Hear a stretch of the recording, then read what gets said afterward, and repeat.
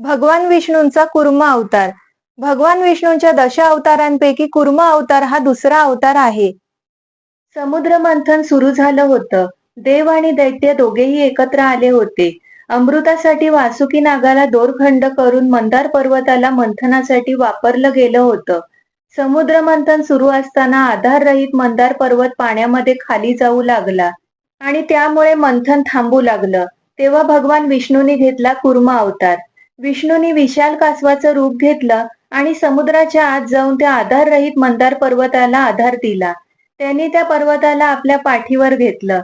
जणू तो पर्वत विष्णूंच्या पाठीवर फिरत होता आणि त्यामुळेच समुद्र मंथन पुन्हा सुरू झालं. समुद्र मंथनातून अनेक रत्न बाहेर आली.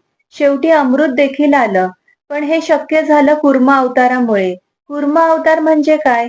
तो केवळ एक कासव नव्हता, तो आधार होता जो संकटात सुद्धा मंथन थांबू देत नव्हता.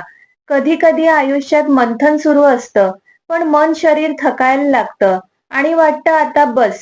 तेव्हा कुठेतरी एक दिव्य आधार आपल्या पाठीशी असतो. तो म्हणजे भगवान विष्णूंचा कुर्म अवतार.